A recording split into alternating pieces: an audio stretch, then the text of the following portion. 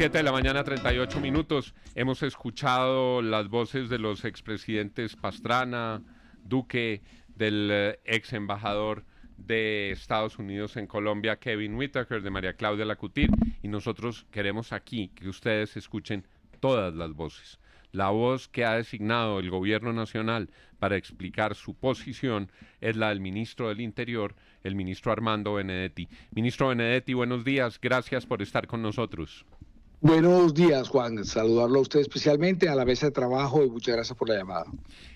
Ministro Benedetti, nos dicen que han convocado una rueda de prensa en la Casa de Nariño en los próximos minutos. Nuestro compañero Aldair Rodríguez ya se dispone a ir a esa rueda de prensa. Le pido para nuestra audiencia que nos diga qué está pasando en el gobierno nacional y cuáles van a ser las acciones del señor presidente de la República y del gobierno frente a esta crisis tan grave.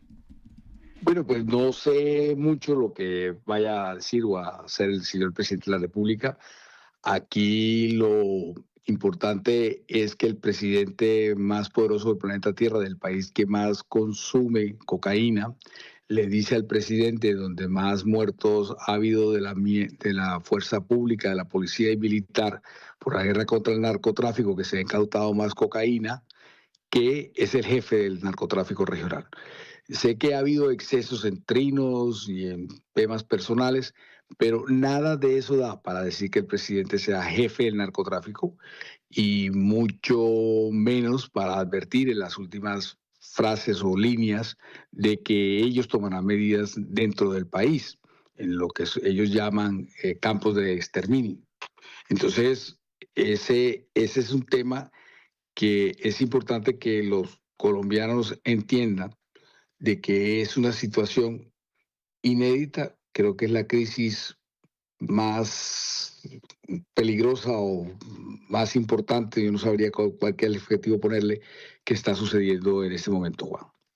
Pero a ver, ministro, con los buenos días, ¿por qué el presidente Petro sí puede decirle a Donald Trump que es un ignorante, que es un genocida, que es un asesino y todas esas cosas, y el presidente Trump no puede decirle narcotraficante al presidente Gustavo Petro? Es decir, los insultos, claro, de lado y lado, pero han empezado por el mismo presidente de la República, ¿no? Que lleva bastante tiempo provocando al presidente Trump hasta que lo logró. Han sido de lado y lado. Recuerde usted que cuando el presidente devuelve el avión, los insultos llegan de Estados Unidos acá. No empiezan los insultos de acá para acá. Y vamos a decirnos la verdad. La pelea real es por las posiciones con Palestina, por haber hablado de la soberanía nacional y dignidad nacional, porque están algunas tropas de los Estados Unidos ahí en el Caribe, en aguas internacionales. Vamos a decirnos que esa es la real verdad de la situación que está pasando.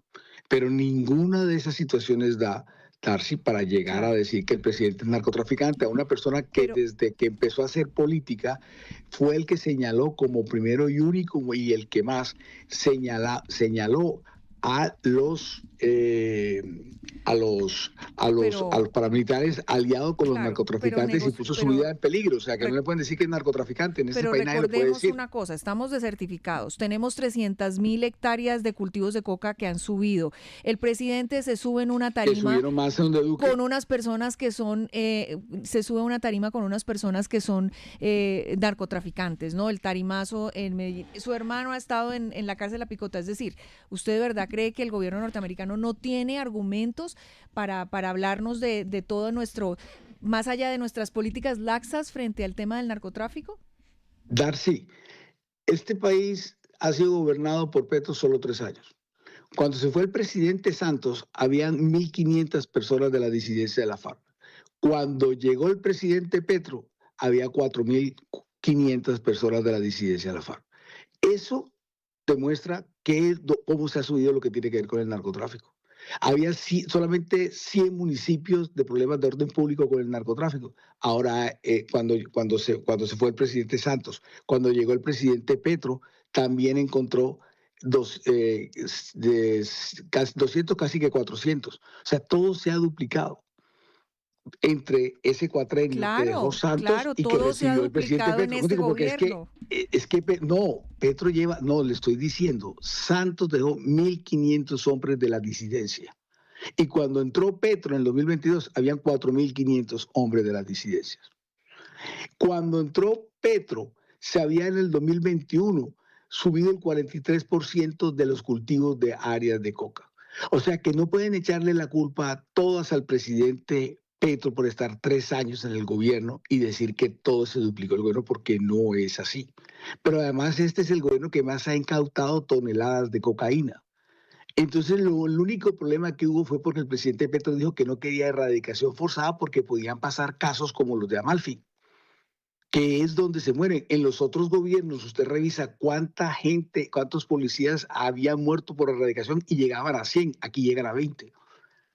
Entonces, ¿por qué nosotros tenemos que tener conflicto con nuestros campesinos y tenemos que poner la vida de nuestros policías para un problema que es entre los dos? Porque el consumo es allá, la plata se queda allá. Una cosa que quiero explicar, Juan y Darcy, es que las mafias de ahora no son como eran antes, o nos tocó a nosotros cuando chiquitos, que había un capo, que ese capo tenía una mafia exportaba la coca y la distribuía en Estados Unidos, en Europa. No es así.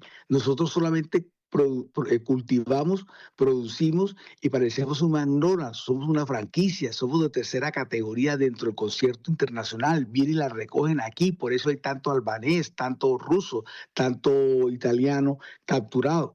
Vienen a recoger la coca aquí y la plata no se queda aquí, y por eso es el sicariato, la extorsión por buscar los puertos, etcétera. Esto cambió completamente y es otra forma de mirar el narcotráfico. Por eso es que la gente no entiende qué es lo que realmente está sucediendo y cree que esta es la misma época de los años 80, 90, y no es así. Ministro, pero a ver, digamos que el presidente Petro vino aquí a Nueva York, dijo, llamó a las tropas estadounidenses a desobedecer a Trump, ha acusado a Trump de asesinato. Hoy los colombianos amanecemos, ministro, sinceramente muy preocupados, preocupados por los aranceles, preocupados por la pésima relación con Estados Unidos. Quisiera que usted me dijera en todo esto, ¿qué hemos ganado los colombianos? ¿Qué ganamos los colombianos de que el presidente Trump se parara ahí, que el presidente Petro se parara ahí a llamar a las tropas a desobedecer a Trump o a provocar a Trump de esta manera? ¿Qué nos puede decir hoy que está mejor que estaba de lo que estaba antes? Pero es que no se hacen, esas apreciaciones que hace el presidente Petro no las hace para buscar que bajen o suban un arancel. Lo hacen básicamente como alguien que cree que no, que hay que tener que respeto por lo humano, por la humanidad, que lo que está pasando en Palestina, como nos quedó claro a todos con las imágenes cuando se vino esta tregua, que no es un proceso de paz ni nada, sino es una tregua lo que ha habido allá. Y esas imágenes devastadoras, lo que estaba uno era, diciendo el presidente, era contra esos actos que van contra la humanidad. Y él lo que pedía era que no dispararan contra la humanidad, más allá que desobedecieran al comandante en jefe. Bueno, si un funcionario estadounidense, ministro, se parara en Colombia a decirle al ejército colombiano que desobedezca las órdenes del presidente Petro, me imagino cuál sería la respuesta del gobierno. Pero mire, hay muchos críticos que dicen que esto también fue buscado de manera reiterada por el presidente como un argumento para la campaña electoral. Que el presidente buscó y buscó y buscó una respuesta de Trump hasta que la obtuvo. Y eso obviamente con el disclaimer de que aquí hemos dicho, y lo ha dicho Juan, que ningún presidente puede llamar narcotraficante al presidente colombiano sin pruebas, porque eso no está bien. Pero Petro no solamente lo hizo en Nueva York con el megáfono, también lo hizo en la Asamblea General de Naciones Unidas, pidió que se investigara penalmente a Trump por un asesinato, dijo en varias ocasiones que era el gobierno de los nazis, acusó a Marco Rubio de querer darle un golpe de Estado y luego tuvo que retractarse. Eso, ¿usted qué responde a quienes dicen que esto es gasolina para la campaña del gobierno y del presidente? No, que no es así. Primero que todo, nosotros no estamos en campaña electoral, no hay un candidato. Yo creo que hay que esperar que pase diciembre, enero para que alguien lo acuse a uno de que está en campaña o hay un candidato, buscar por quién votar. Y crear ese tipo de situaciones con Trump son demasiado suicidas y peligrosas. Trump no, ustedes parecen soslayar el hecho de que Trump ha tenido problemas hasta con Japón, ha tenido problemas con Alemania, con España, con toda Europa.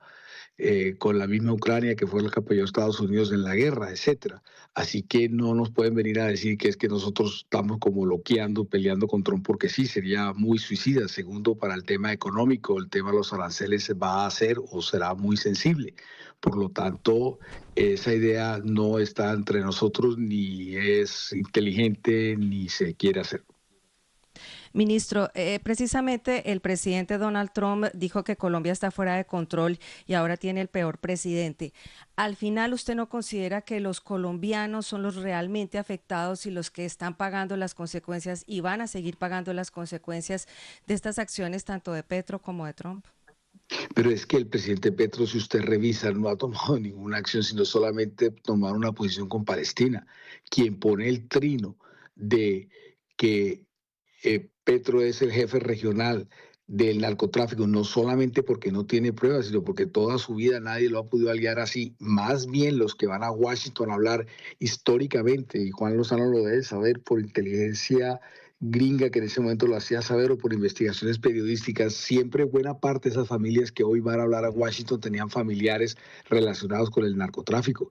Entonces, la situación que hoy no importa si hubo excesos, no importa, no hay que tener en cuenta los excesos que hubo o no para llegar a una diatriba de decir que es el jefe regional del narcotráfico y que por ello podría interactuar, porque más bien yo lo que veo que la narrativa que se ha tratado de venir diciendo desde hace como 4 o 5 semanas que la vengo viendo, es de decir que Colombia pelearía hombro a hombro con Venezuela contra Estados Unidos. Nunca en la vida se ha dicho eso, cuando se habló de la parte de la zona binacional, cuando se dijo que se iba a mandar tropas al Catatumbo. Siempre terminaban diciendo que íbamos a trabajar conjuntamente y no es así. Solamente que allá es donde más se cultiva coca en cualquier parte del mundo, que había que atacar allá la disidencia de la FARC, la 33 y el ELN, y cuando los atacamos pasan la frontera, lo único que queremos es alguna coordinación para que el ejército de Venezuela